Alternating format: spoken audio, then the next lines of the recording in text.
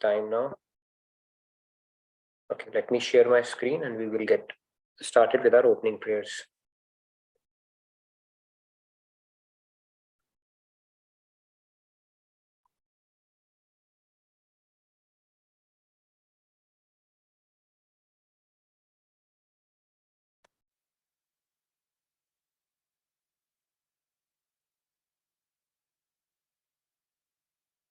Okay. Radhe Radhe. Good morning, good evening, everyone. Welcome to today's edition of Daily Wisdom from Bhagavad Gita. We'll get started by invoking the blessings of God and Guru. Gurur Brahma, Gurur Vishnu, Guru Devo Maheshwaraha, Guru Sakshat Parabrahma, Tasmai Shri Guruve Namaha. Vasudeva Sutam Devam Kamsa Chanuramardanam Devaki Paramanandam Krishnam Vande Jagadgurum. Krishnam Vande Jagadgurum. Radhe Radhe. Good morning, good evening once again. Welcome to Bhagavad Gita class. Let's get started. We will go a little more deeper into the shloka that we picked up yesterday and take our discussion forward. I'm going to recite it and then you're welcome to follow along. Apuryamanamachalam pratishtham samudramapah pravishanti yadvat tadvat kamayam pravishanti sarve sashantim apnoti na kamakami. By the way, I lost the meter completely, so I need to do it again.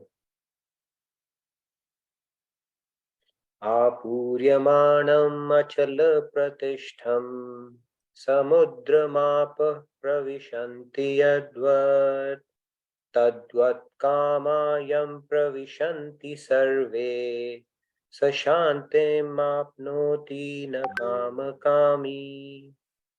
Now I got it right, so yes, you're welcome to follow along. The correct one. Radhe Radhe Surya Prakash ji. Radhe Radhe Surya Prakash. Apuryamanamachala pratishtam samudramapaha pravishanti yadvat tadvat kamayam pravishanti sarve sashanti mapnoti na kamakami. Very nice, thank you, Surya Prakash. We'll pick up maybe 5 or 6 hands today because we have a hard stop at 10, so we'll pace it accordingly. Shanji is there. Very nice to see you, Shanji. I'm glad you are back. I don't know where you were lost for 1 year, but you are back. That's what matters. So welcome back. All right, let's pick up some new hands. Radhe Radhe Suresh ji, please go ahead. Radhe Radhe. Radhe Radhe Tinji, Radhe Radhe. Apuryamanam achala pratishtham samudramapa pravishanti yadvat tadvat kamayam pravishanti sarve sashantim apnoti na kamakami. Radhe Radhe, thank you. Radhe Radhe. Radhe Radhe Ashutosh ji, please go ahead. Radhe Radhe. Apurimanam achalam pratishtham samudramapah pravisanti yadvat tadvat kamayam prasanti sarve sasanti mapnoti na kamakami. Radhe Radhe. Very nice, Ashutosh ji. Radhe Radhe. Okay, let's quickly pick up remaining hands. Radhe Radhe Sai Ram ji. Radhe Radhe Sai Ram ji. Radhe Radhe. Apuryamanam achala pratishtham samudramapah pravishanti yadvat tadvat kamayam pravishanti sarve sashantim apnoti na kamakami. Very fluent and very nice. Thank you, Sairamji. Wonderful. Radhe Radhe. Radhe Radhe, Dinesh ji. Radhe Yeah. Radhe Dinesh ji. Radhe Radhe आपूर्यमाणम् अचल प्रतिष्ठं समुद्रमाप प्रविशन्ति यद्वत् तद्वत् कामायं प्रविशन्ति सर्वे स शान्तिमाप्नोति न कामकामी Radhe Very Radhe nice, Dinesh ji. Radhe Radhe. Okay, let's pick the last 4 hands. 4 or 5 maybe real quick and then get started. Radhe Radhe Payal ji. Radhe Radhe अपूर्यमाणम् अचल प्रतिष्ठं समुद्रमाप प्रविशन्ति यद्वत् तद्वत् कामायं प्रविशन्ति सर्वे स शान्तिमाप्नोति न कामकामी Radhe Very Radhe nice. Thank you. Payal ji. Radhe Radhe Aparna ji. Radhe Radhe everyone. Apuryamanam achala pratishtham samudramapa pravishanti yadvat tadvat kamayam pravishanti sarve sashantimapnoti na kamakami. Very nice, Aparna ji. Radhe Radhe. Radhe Radhe Riya ji. Last 3 hands. Radhe Radhe Radhe Radhe. आपूर्यमानम् अचल प्रतिष्ठं समुद्रमाप प्रविशन्ति यद्वत् तद्वत् कामयं प्रविशन्ति सर्वे स शान्तिमाप्नोति न कामकामी Very Radhe nice. Radhe Thank you, Riya ji. Radhe Radhe. Radhe Radhe Pragi ji. Radhe Radhe Radhe Radhe. आपूर्यमानम् अचल प्रतिष्ठं समुद्रमापे प्रविशन्ति यद्वत् तद्वत् कामायं तद्वत् कामायं प्रविशन्ति सर्वे स शान्तिमाप्नोति न कामकामी Very nice. Thank you, Pragi ji. Sri Ramya ji, do we have Swadrut today as well? Swadrut. No, he went back to his home. Okay, please go ahead. Apuryamanam achala pratishtam samudramapa pravishanti yatvat tatvat kamayam pravishanti sarve sashantimapnoti na kamakami. Thank you. Very nice. Thank you, Sri Ramya ji. So let's get started. So Lord Krishna is saying, just as the ocean remains undisturbed by the incessant flow of waters from rivers merging into it, likewise the sage who is unmoved despite the flow of desirable objects all around him attains peace, and not the person who strives to satisfy desires. Okay, so let's get started. This is what we are going to talk about. What brings about, what is the key to self-transformation, right? We all talk about how to do this, to that. So there's a process that needs to be followed around that. This is what we will get into detail. But before that, let's get into the depths of the shloka. Now, ocean, we know, it's unique in its ability to maintain its undisturbed state. So even though so many things empty, it gets inundated. So many rivulets, streams, pretty much everything flows back into the ocean, but it never exceeds its boundaries, unless of course a tsunami comes, but that is a different phenomena altogether. But just because everything is emptying into it, it's not getting overflown. So that is basically a beautiful analogy from the nature itself. And the second thing that happens is the ocean does not acquire the taste of the river. It's the other way. The river becomes the ocean. In fact, it acquires the taste of the ocean as well. Okay. So this is a beautiful analogy that which is provided by Swamiji in this one. Now, furthermore, he goes on to say the rivers of the world constantly empty into the ocean. It neither overflows nor gets depleted. And the word that is used is apuryamanam in the shloka, which means filled from all sides, to describe that rivers pouring their water even during the rainy season into the ocean cannot make it flow over. That's a unique ability ocean has. And it's like you keep on adding infinity to infinity, it's still infinity. It's never overflowing, or it will not give you an impression that the very essence or the identity has increased or decreased. That is the beauty of ocean. Furthermore, it says that the same analogy is given about somebody who's a seer or a saint or a sage. They remain quiescent and unmoved in both conditions. What are those conditions? Basically, the sense objects, when we use for bodily necessities or they are bereft of them, doesn't make much of a difference for them, because they have risen above the dualities and they have risen above the rag and dvesh aspect of it.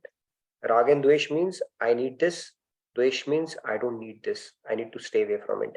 Hankering and aversion. Wants and do not want, and avoids. So they have risen above that. It doesn't matter to them at that point. And when you are at that stage, that is called Shanti or true peace at that moment. Again, going back to the pendulum principle, when you are closer to the equilibrium, then the agitation will cease to exist. And when the agitation happens, you sway from one side to another side. And the more the agitation is, the more your amplitude on either side would be, right? Like this and this.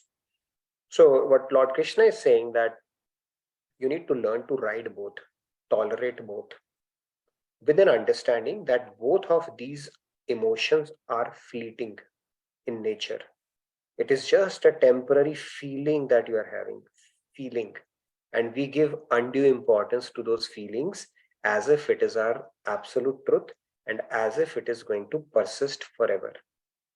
Both are just a transient feeling which will pass away, right? Just like a pendulum, it goes on this side and this side, so it will keep on wavering. Seers, they understand this truth, so they remain equanimous around it. Like an ocean, even though rivers are emptying into it, doesn't affect it at all. And sages, seers, the sense objects do not allure them, because they do understand the true nature of it. Let's move further.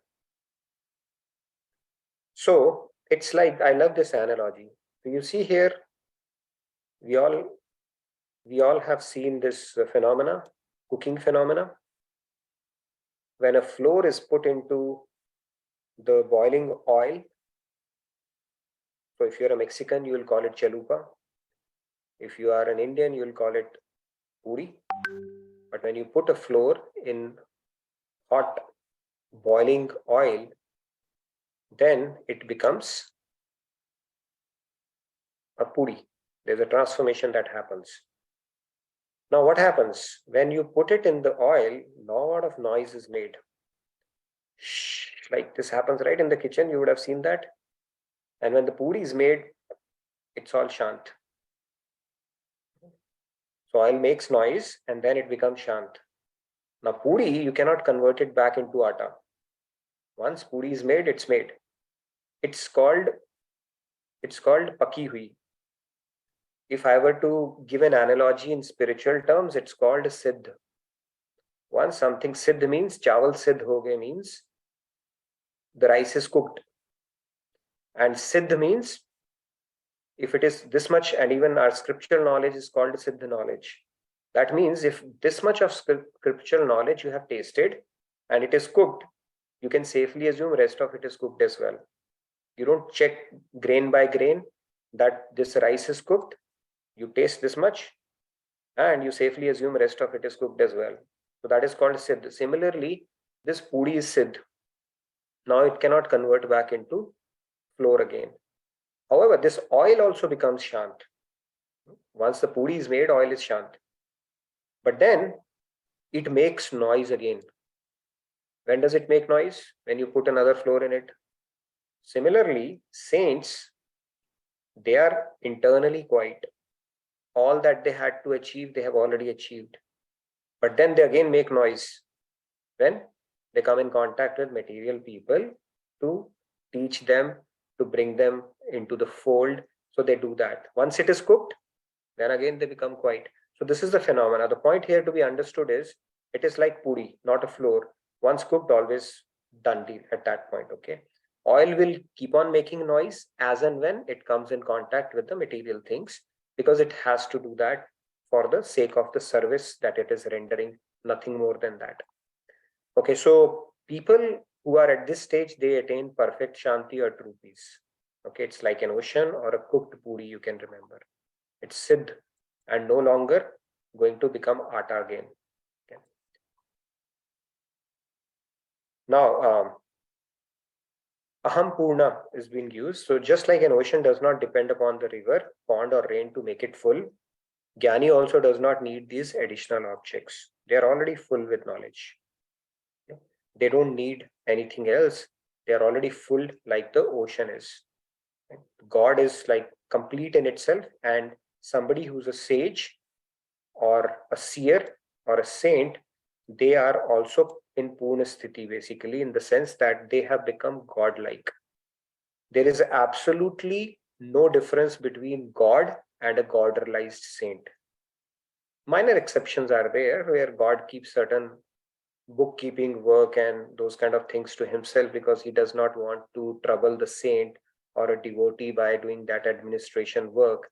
But other than that, a saint who is God realized is all knowing. He's having all the attributes of God at that point. Okay? That is a very key thing to understand. And like I said, God realization is like once you become a puri, you don't become atta back again. They may choose to come back to serve humanity. And God may send, it's like, even in business, they say, right? You go, you make very good sales.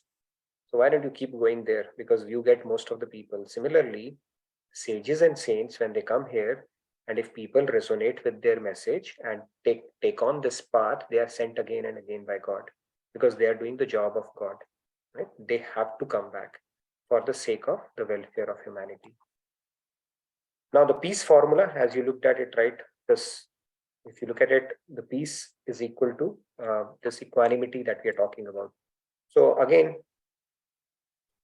now sthit pragya would be calm in spite of having to. So basically, in this state, the state of sthit pragya, basically, if you look at the ocean, if a new river is emptied into that ocean, it will not make much of a difference. It will simply calmly absorb it or assimilate it as if nothing made any, it didn't make any difference to it at all.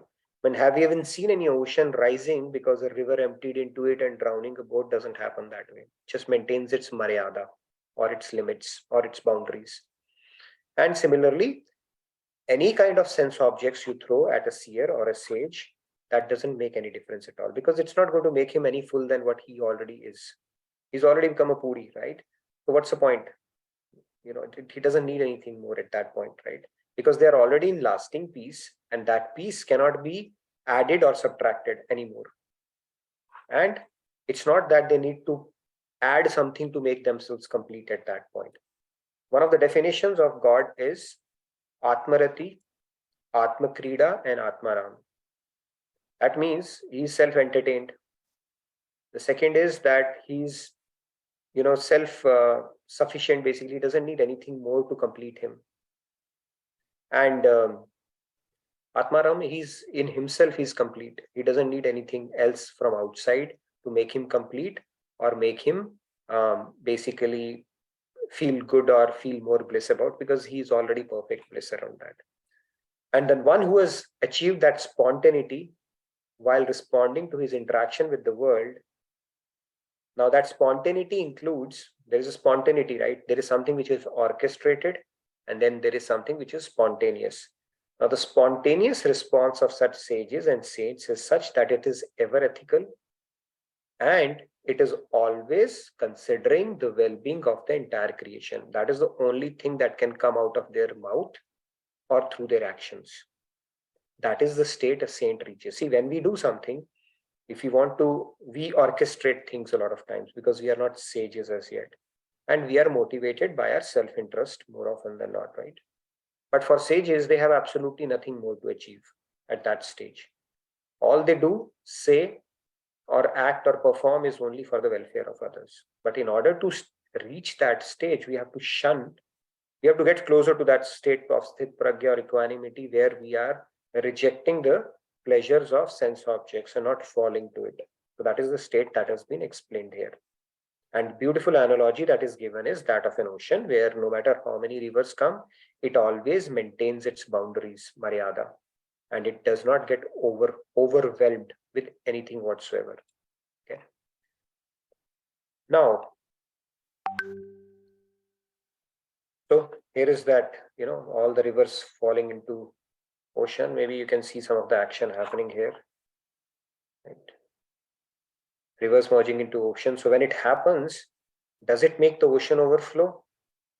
Answer is no. Does the ocean lose its taste? The river water is not salty if somebody has tasted it, but does it change the taste of the ocean? It doesn't. On the contrary, a river becomes ocean. Ocean does not become like river.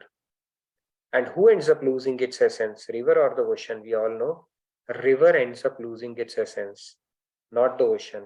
Similarly, all the sense objects or the things that come, now when saints come, they may be looking like our ordinary people like us who are eating, sleeping and everything, but actually it's not making much of a difference to them. Okay, they are doing it, but they are beyond that part, right? Even the pain aspect of it, they may do leelas, but they are even beyond the body. Pain does not matter to them at all.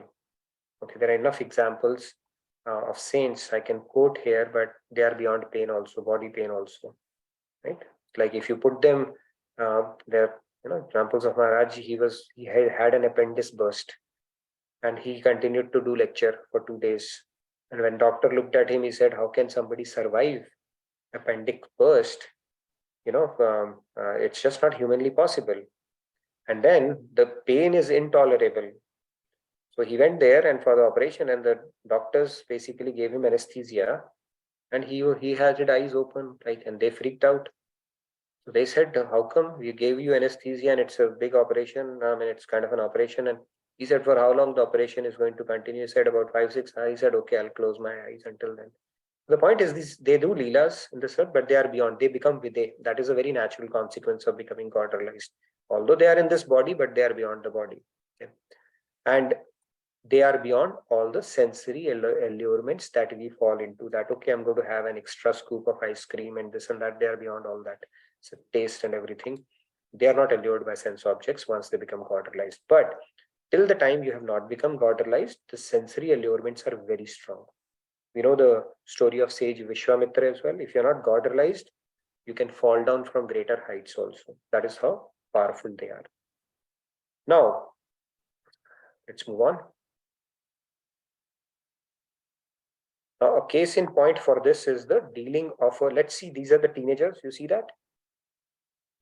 Teenage is an age, basically, God has created to tell parents, realize that kids come through you, not from you. Okay, and everybody goes through this stage where they think they are a big deal and they don't listen. We all have gone through that stage and it happens. It's a very natural phenomenon. Now, when you're dealing with parents are dealing with adolescents, right? There are certain actions they don't like. And if you tell them that don't do this, it will raise their curiosity to do that more. If you tell teenagers not to do that, very few will listen. If they listen to you, then it's more of an exception than a norm. Then they are surely going to try and do that. So wise parenting is to develop friendship and educate the child and empower them with knowledge so that they can make their own decisions, as opposed to you telling them not to do it. Because when you do that, even if it will raise their curiosity, and they are going to experiment around with it. That is how it is. But if you have given them good knowledge, especially if they have developed vivek or discernment, then there is a chances they will exercise their prudence and say, you know what, this is not beneficial for me, or I could fall into that. And our senses are a little bit like that only. If we exercise control, like Hatha Yoga, I'm going to deny it. I will not do it forcefully. It can backfire. And it can come back with a rebound also. Because Hatha Yoga and all that stuff is good, where you are exercising your willpower, but you have not truly tackled the root cause, the seeds behind that attraction we feel towards our sense objects. Until those seeds are addressed, it is just a matter of time before you will again fall for that. So forcefully, you can do only so much here. So, but if you arm yourself with proper knowledge, with discriminate intellect, then if your intellect is sufficiently empowered, then you can burn the seeds and you are not, basically you grow out of it. Unless you grow out of it, you cannot really stay away from the sense objects. That is how powerful they are. It's a very simple process, and devotion is a process of purifying that so that the seeds are addressed at the root itself. You don't have to forcefully do it for an extended period of time. Okay, that is how powerful it is. There's a story of Saubhri Muni. He used to meditate underwater, and even after thousands of years of tapasya, he still fell to the sense object. And it can happen even in real life. People who give up drugs, cigarettes, alcohol, when the opportunity presents itself in a way which is very palatable, they go back to it even after 20-30 years. It happens. Why? Because the seeds were not addressed. It was only addressed at a symptom level, not at the root level. So that is important, where the true knowledge and devotion, basically when you do devotion, devotion automatically brings in the knowledge. You grow out of it. But through willpower, it's a very dicey game, because you are taking control of growing out of something through your mind, and mind is material. We don't know when it will get attracted back to the material companion, which could be any vice. So the key point here is, let's not underestimate the power of sense objects, because it is a material energy of God, and material energy of God is very strong. Defeating material energy of God through our own means is as good as defeating God, which is impossible. In order to defeat the material energy of God, you have to go to the master, which is God himself. And that is the only way. So the sooner we realize this secret, the better off we are, because all the self-help books treat it at a symptom level only. They will not tell you how to address the root, and that's what we are going to talk about a little more today. That is where I wanted to spend a bit of time today. So let's move further. Now, catering to your senses, it's just like, so if you, let's say this is what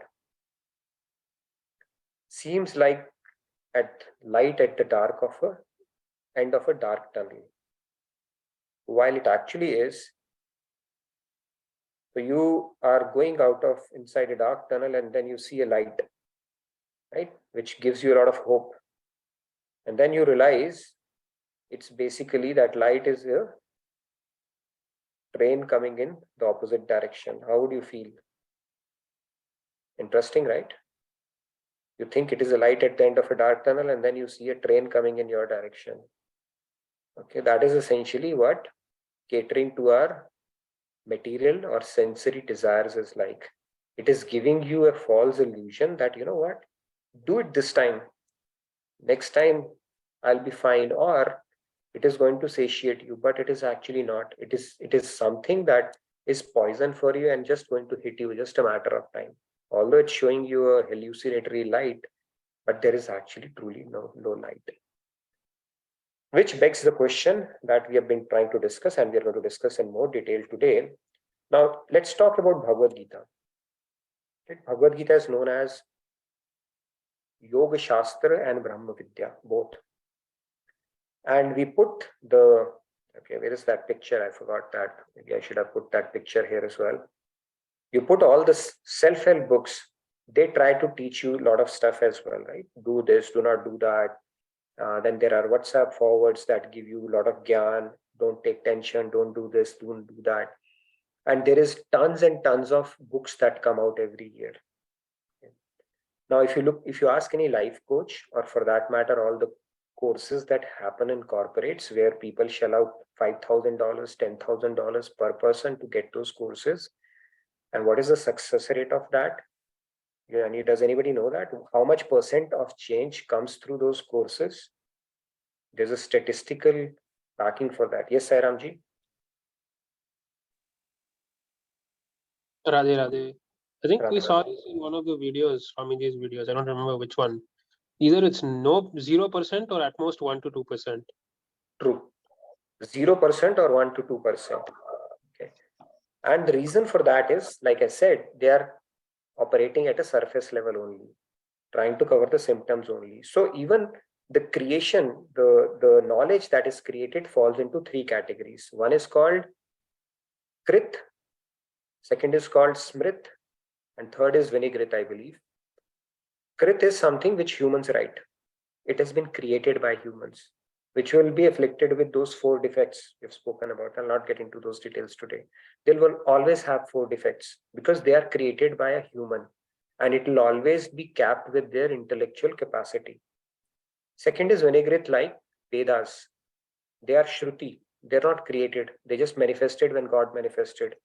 See, when God creates, creation happens, Vedas are revealed. It's like a manual for life. They are called Vinigrit because nobody creates it. They are Shruti Praman. And third are called Smritis. And Smritis are the ones which have been written by the sages and seers who have seen the truth. They're not written by ordinary people, authors like, that self-help books. They are actually written by God-realized saints. And Bhagavad Gita is not only Vinigrit at absolute truth, but also it is part of Smrit, it is called. But that is Smriti doesn't mean it makes it any less, because they are written by sages only. Right? Vedavyas, he had that vision, he could write that. And it's actually part of Mahabharata only. Now, the Krit aspect has its limitations, and that is where the self-help books fall into. The Smrit and the Vinigrit, that is an absolute truth. If you go with that, there's bound to be transformation. There's no way transformation will not happen. That is how powerful it is. Yes, Rahul, you had a question? Radhe Radhe Nitinji, are you trying to show something on this slide? Because the slide is empty. Yes, I will. I was just setting the context for the slide. Okay. I will. Don't worry. All right. So let's talk about the steps to transformation. The transformation is not possible without knowledge. So let's look at the steps how transformation happens. The first step is you need to have knowledge, right knowledge. And that knowledge has to come from bona fide source, not from authors, elevated authors, people whom we might get impressed from in this world, but if they are not God-realized, they are not sages or saints, then that knowledge will always have its fallacies, limitations. So the first thing is knowledge, because even in Vedant, like I always say, the biggest mistake that all of us do, or the biggest problem that humanity is afflicted with, is ignorance.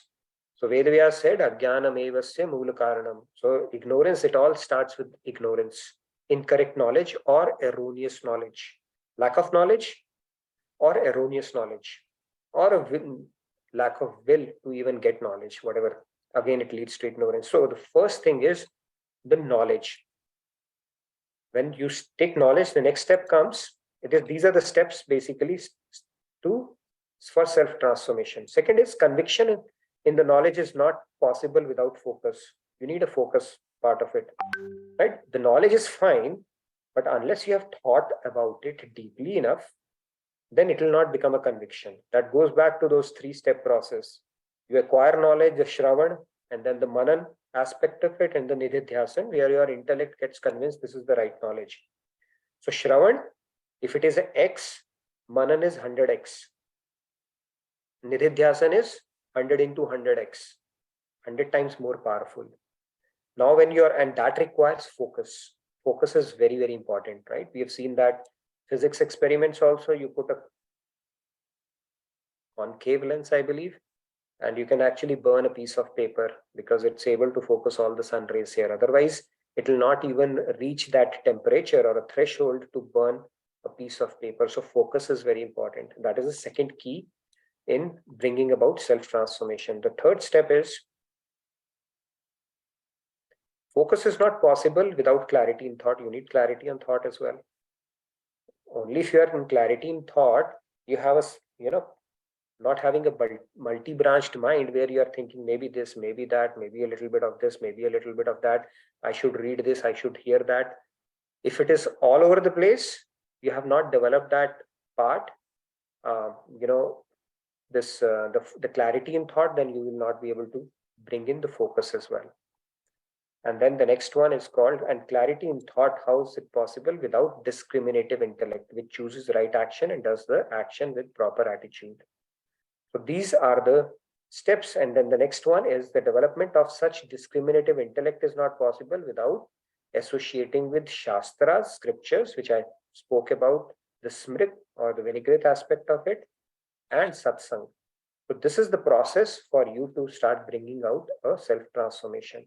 So getting to the right knowledge, it all starts with associating with the bona fide source, exposing yourself to Satsang, refraining from Kusang, bringing in clarity of thought. Because if you don't have a clarity, you might be attending a lot of sessions and doing a lot of satsang, but clarity is not coming, your mind is still multi-branched. That also needs to be brought in. And that will bring in the required focus, the conviction, and then the knowledge would become pakka, that would actually become something that you can start putting to your day-to-day use.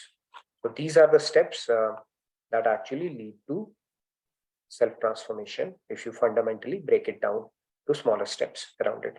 Any questions on that before we get into some of the announcements for the day? So what we have discussed so far, the concept of ocean, rivers emptying into ocean, the state of a Muni, you need to be sthit pragya state that doesn't oscillate too much, why it's important to refrain from sense objects, and the allurement that comes along with it. Anything on this topic? Any questions, or what we spoke about the self-transformation, these 5 steps, how that journey has to unfold? Happy to take any questions, or we can get to the announcements and then I can ask you a question. Maybe I can bring in another slide and ask you a question unless anybody has any remarks or questions. Yes, Sandhya? Just to clarify, so the focus and clarity in thought, does it also relate to exclusivity, Ananyata? Yeah, it's a good question. Actually, exclusivity, Ananyata, is a concept at a macro level, which is given by our scriptures, right? Our Krishna says the same thing. Ananyata is important. He says that is the basic problem you guys have, that I am there. You all are, you have been religious or God acknowledging, not just in this life, but multiple lifetimes. But the problem is, I'm there along with 15 other things that you have in your mind, right, which are important for you. This is important, my relatives are important, my girlfriend is important, my kid is important, my wife is important, my job is important, next trip is important, and by the way, God is also important, okay? So he said, first of all, I stack up lower in that priority. I'm one amongst many things. And second is that you think of me sparingly, right? So we use God more like a spare wheel, not like a steering wheel of our life. Steering wheel is important, right, when we are driving a car, but we don't use God as a steering wheel. We are using God as a spare wheel. So God says, first of all, bring me up right at the top of the stack amongst all the things that you have important for you in your intellect, and then empty rest. So that ananyata is needed, okay? And if you look at it, that message actually cascades down below as well. I'm glad you asked this question. Now, when you come in contact with a God-realized guru, and if the message is making sense, you simply progress. Then our entertainment or maybe past lifetimes things come into picture where we start absorbing it from multiple channels. To begin with, it's okay until we have settled down for somebody. But if it becomes a lifelong thing where we are experimenting around and listening to multiple people and it continues, ananyata is not there, still the progress, the focus will not come in. It happens. We may think it will not, but it will happen because you will not understand. The same truth might be explained in 10 different ways by 10 different saints. And you will not, unless we have an ananyata. So if part of knowledge has started making sense, you just start digging that well. Don't dig multiple wells. Ananyata will not come, then your focus and the intensity that is needed will also not come. So ananyata actually flows top down at every level. And once you start resonating with something, focus on that. Don't keep on experimenting for the rest of your life. It's important to experiment to begin with, but once the knowledge has started sinking in, making sense, just continue to do that. It's very important. So ananyata is needed at every level, actually, if you think deeply about this concept. Right? Swamiji gives that example of I think that's a different one. Yeah, sorry, you were asking something. Go ahead. I was just saying this statement in Hindi, very simple line, but tum bhi ho nahi, but tum hi ho is where we have to kind of transition. This one letter has made all the difference. Instead of bhi, we have to make it he for God. Not the English he, but Hindi he. Not only you, but only you. Right? So that is the only difference here. So that is Ananyata, very true. So actually in Ananyata, N-A-N, right? We spoke about this principle Nan, Nishkamta, Ananyata, and Nirantarta. These three things are needed for God realization. Nishkamta, Ananyata, and Nirantarta. N-A-N. Yes, Urvi. Urvi, are you down from cloud 9? I'll not tell why you're on cloud 9, but please go ahead. Go ahead. Okay, Radhe Radhe. I got my answer when you were telling it to Sandhya Didi that if you're in contact with a God realized saint and if you're progressing, then it's all good. But I just wanted to just ask that like if the intellect is not very discriminative, like the intellect is nothing, it's like an idiot, and if we treat the intellect like a servant, and if the intellect starts speaking something, we just say shut up, and don't pay heed to the intellect, and we don't explain anything to the intellect. So I don't know if I'm stopping the clarity of thought, but I'm just shutting up the intellect, and I just say shut up, and that's it. It's a very good question. Actually, Bhagavad Gita talks about in Buddhi Yoga, it talks about Vyavasayatmika Buddhi.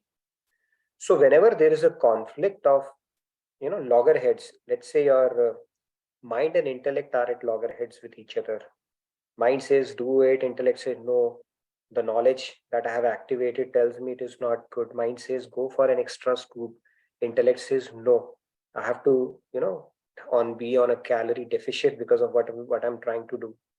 Then intellect takes precedence between mind and intellect. Having said that, if your intellect there is a loggerhead conflict between intellect and what Guru and scriptures are saying, then you have to scold your intellect also. So yes, intellect is a great tool for most parts, but there might be times where your intellect might have to be schooled. You can actually scold your intellect also because you're intellectually not convinced about something, but Guru is telling you so. Right? It's just like when you go in an army, all they are told is follow the order. If you cannot follow the order, you cannot fight a war. When this Kargil war happened, if people had not followed the order of the general, they would not have climbed up that hill. It was like a battle where you are waiting to die. Somebody shooting you from the top and you will simply keep on climbing up. By sheer numbers, you will reach and overpower them, but most of the people will die on the way as well. If you apply intellect, gone. So same thing happens in spirituality also. General is Guru and scriptures. Simply follow it. Tell your intellect, no, I'm going to refuse to cooperate. It will happen at times, but for most part, your intellect is a good friend because that is what you use in day-to-day matters to tell your mind, I'm going to subdue my lower nature by my higher nature. And higher nature comes in from your intellect.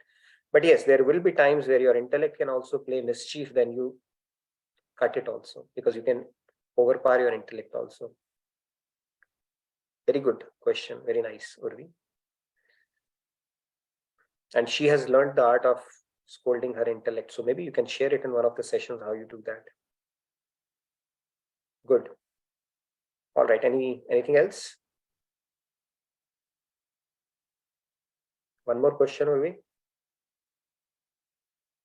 No, not. I just you asked me, right, how I school my intellect. So it's not something very big that I do. I just visualize my mind and the intellect like some kida makodas running around on the floor. And then when some thought comes, I see them popping up on the floor, and I just tell you, just shut up, sit down on the floor, and if they go beyond something I don't want, if I don't want the mind and the intellect to think something, and if they're just crossing their limits, I tell them dig a pit. Now go into that pit and sit down, you my servants. And then I laugh at them, look at these insects crawling on the ground. And it's easy. You have so many interesting ways of dealing with your mind and intellect and the thoughts. So you should write a book, actually, Practical Guide to Implementing Spiritual Principles. Okay, it will be a huge hit, I'm telling you. Beautiful, Urvi. Okay, so with that said, I wanted to, so here is the process. Scriptures is the final word. Now, here is a question I can pose. Anybody has any other question? I'll post that. But before that, we have a little bit of a time. So let's make the announcements. I wanted to tell you that tomorrow we have an inspirational gathering at 10 o'clock tomorrow, 9:30 India time. So I would love to see you guys on that call and come and participate, because we are going to discuss something very interesting and exciting for our dear Swamiji. I don't want to spill the beans of what we are going to discuss, because it's going to be very interesting, and something which is interesting, if you tell upfront, that that interest factor is lost. So please join us 9:30 your time in India, or 10 o'clock CST here, and I look forward to meeting you, seeing you all there. And any other announcements? Let's make that, and let's have a little bit of a discussion on this concept of a beggar. Another example that I brought in just to illustrate the point of what is that state that we are talking about. Okay, announcements. Over to the announcements. So the link for that inspirational gathering, the link is already there in the chat, so you can read that. It is 10 a.m. CST and 9:30 p.m. IST. And apart from that, Swamiji's India tour is going on, as everyone knows, and he is in Hyderabad from 10 to 14 December. And the list is long for all the cities he is covering in India, so you can visit the website. I've already shared the link. Apart from that, we have the Bhakti Yoga Sadhana Shivir in Banara from 25th to 31st December at Jagat Guru Kripali University, Banara. And on Sunday, we have our weekly Sunday satsang. You can join it from the comfort of your home on the Zoom link. I will again share that the link on the chat. It has been shared earlier as well. And for next year, the dates for the family camp have been announced, July 4th to July 10th, 2023. So you might want to plan ahead and then meet Swamiji at the family camp, which is like a once in a lifetime opportunity. That's it from the announcement, rather. Thank you, Rahul. So this family camp, I think the early bird is going to go till March. Do check it out. It is going to be like a Kumbh Mela. It's just a matter of time, and you must attend if you are in US or on or around, and even if you're in some other country, you have ample time to apply for a visa. So do plan for it. Accommodation will not be a problem. Food will not be a problem. Friends will not be a problem. Entertainment will not be a problem, and spirituality will definitely not be a problem. Okay, so do plan for it. You can come from all across the globe. We can have a nice get-together reunion of our daily wisdom folks as well. People who are in US, non-negotiable, please come over. Shamji, I know you are pretty excited, and this is your opportunity to plan for a US trip. Okay, we'd love to have you here. And Shanji and pretty much everybody, I should say, just plan for it. Come over to Dallas, and your life will never be the same again. Okay, why, I'll not tell you, but it will never be the same again. So come over. You still have time to plan for it, and I would love to meet you in person and host as many of you as possible. Okay, so with that, yes, Sandhya, you had a question or something you wanted to share about? I just wanted to add one thing to announcements, which like Rahulji mentioned, but like the Bhakti Yoga Sadhana Shivir in Banara, its registration has actually officially started, and even those of us who cannot go there in person can register online and can actually attend that retreat from the comfort of our homes. So I would request all of us to consider looking at the link and registering yourself for the retreat. Yeah. Yes, please do that. The retreats are, it should be a non-negotiable part of your calendar, I would say. You should attend as many retreats as possible. There are people who continue to follow Swamiji throughout the year. I wish I could reach that stage sometime in future, but that's something you definitely don't want to miss out on. All right. Now, here's a beggar who has hit a lottery. Okay. And then one day he looks at once he hits a lottery, he becomes a rich man. And then one day he was looking at his closet and he saw his old tattered clothes.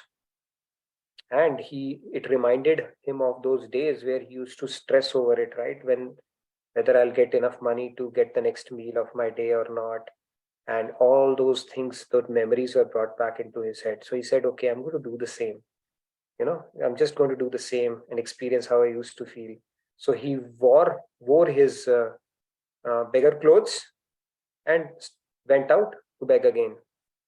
Now, but what changed in beggar's outlook, even though he's doing the same act of begging? Anything that would have changed in beggar's outlook? I used to beg earlier, he's begging now. What has changed?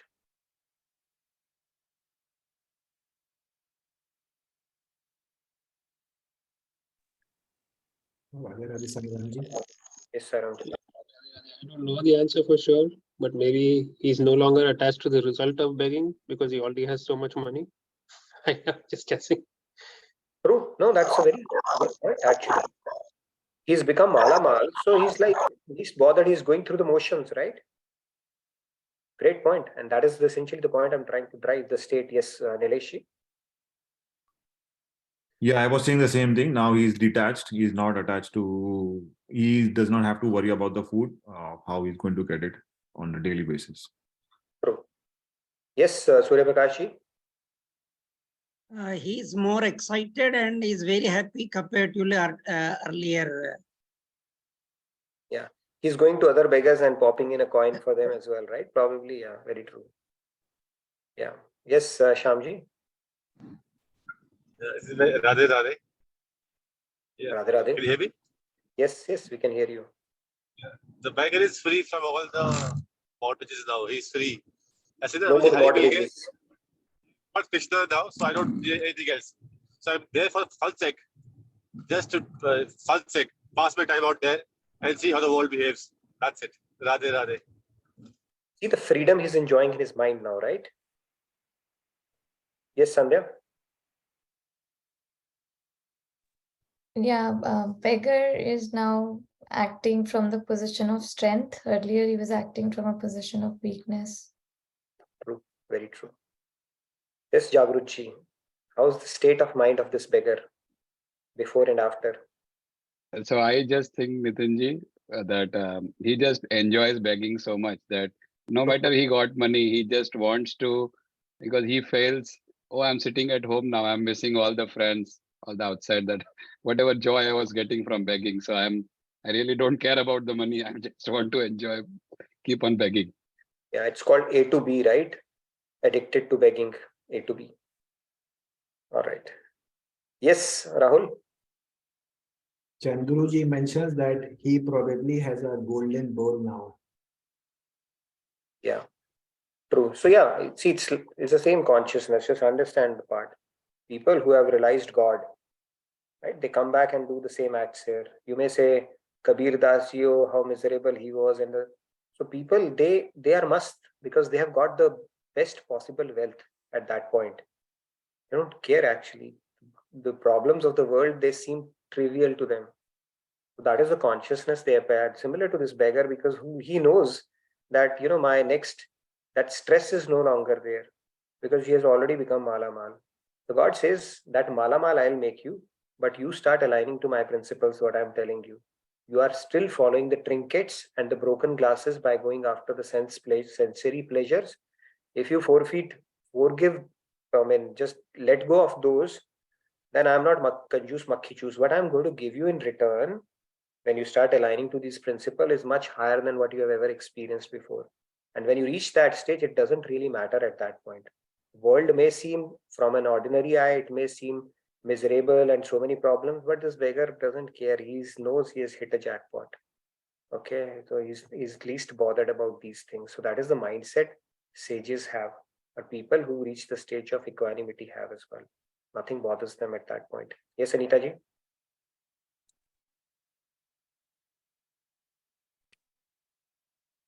Anita ji, you need to unmute yourself. Yes. Yeah, Radhe Radhe. I was unmuting and again got muted. No worries. I want to just remind the story of Shivaji Maharaj with his guru. He used to go for begging and he didn't like, and so he I go for begging so that I can impart the knowledge to others. and interact with them and give the knowledge to them. Thank you, Radhe Radhe. Thank you. Thank you, Radhe Radhe.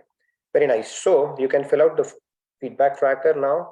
And if you want to register for our anniversary celebrations, we're probably going to do it in the last week of December is what I'm thinking. We'll do that, but you can register for devotional segment, and we'll probably have a couple of other segments as well, reflections over the last couple of years that we have had ever since we started. I'm sure a lot of good stories will come out. So please fill out the feedback tracker. We'd love to hear. We will devote maybe 1 or 2 sessions solely to that. But next week, we are going to talk about some of the fundamentals again, because we have a lot of new participants who have been joining regularly. Fundamentals of Brahma, Jeev, Maya. Okay, those aspects we'll touch upon, because it's very important to have our basics or the foundation clear before we start building higher concepts around it. So we'll revisit that. We'll talk about Maya power, Yoga Maya power, Jiva Shakti power of God, and pretty much all the aspects that can often be confusing for people. And I'm looking forward to some very fascinating, engaging conversations and questions from participants. So do look out for those sessions next week. I'm very excited to take those sessions. So please spread the word around, bring your friends, family as well, especially if you have those kind of discussions. We are going to bring in a lot of clarity to this topic, thanks to Swamiji and Maharajji, because this knowledge is very, very nicely presented to us in a very logical manner. And anything and everything under the sun that pops up in your head should get addressed. Okay, that much confidence I have based on the knowledge that Maharajji and Swamiji has given. So we're going to have some interesting discussions around this topic next week. Yeah, Rahul. Yeah, Arun Vishji has a interesting comment on our dear friend beggar. So he says the beggar is not begging now with sincerity, but is doing it as an action. Previously, he was doing his act with full sincerity towards it. Yeah, he's losing sincerity around it. Yeah, true. He's become must basically now. He's doing that. He's just going through the motions. God is saying, go through the motions through this world. When we start feeling his power, then we will start going through the motions. Right now, everything becomes a matter of life and death for us, right? We get stressed out. If not this, then what will happen? So God says, get into that state as if you have hit a jackpot. So that is the state of surrender or having complete faith. Great. All right. So do we have time now? I think we have another book club session coming up. We have a hard stop today, so you can stay back for that session. Maybe one more question we can take since we have 3 more minutes. Yes, Jagrutji.